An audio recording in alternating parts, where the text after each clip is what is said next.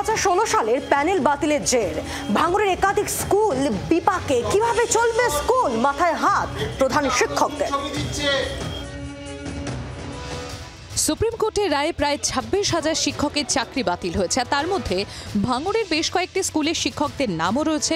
বিভিন্ন স্কুলে একাধিক শিক্ষকের চাকরি বাতিল হওয়ায় চরম সমস্যায় পড়েছেন স্কুলের প্রধান শিক্ষকরা। পোলেরহাট হাই স্কুল 6 জন, কারবালা হাই স্কুল 4 জন, কচুয়া হাই স্কুল 3 জন শিক্ষক ও 1 জন গ্রুপ সি কর্মী, লাঙ্গলবেকি হাই স্কুল 2 জন, কাঠালিয়া হাই স্কুল 3 জন। আজকে যে রায়টা দিয়েছে তার মধ্যে 6 জন শিক্ষক শিক্ষিকা মিলিয়ে আছে। সেগুলি যদি কাল থেকে যদি বন্ধ হয়ে যায় তাহলে স্কুলের উপর একটা চাপ পড়বে। কারণ 6 জনের আমরা 4টে করে ক্লাসও যদি পার ডে ধরি, সেক্ষেত্রে 424টা ক্লাস, 24টা ক্লাস কিন্তু 5 ডেজ প্লাস শনিবারের দিনটাও সেখানে যদি দুটো ধরি, তাহলে ক্লাসের সংখ্যাটা নেহাত কম নয়। এই ক্লাস মেকআপ করাটা খুব কষ্টকর তো বটেই।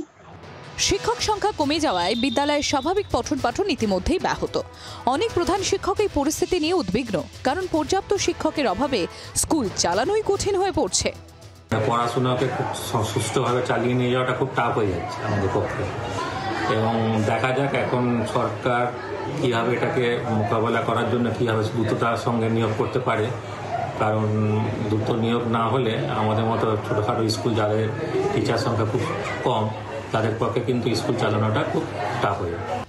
আর এই পরিস্থিতির সমাধানে রাজ্য সরকারের হস্তক্ষেপের দাবি এসব শিক্ষক ও স্কুল কর্তৃপক্ষের। ভাঙড়ে একাধিক স্কুলে বলা যেতে পারে কোথাও 8 জন, কোথাও 4 জন বা কোথাও 6 জন শিক্ষকদের চাকরি বাতিল হয়েছে এবং প্রধান শিক্ষকরাই মূলত বিপাকে পড়েছে।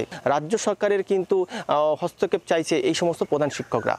ক্যামেরুল আমিনের সাথে প্রসেনজিৎ সর্দার, জি 24 ঘন্টা, ভাঙড়। বাংলার আওয়াজ, বাঙালির আবেগ, জি 24 ঘন্টা।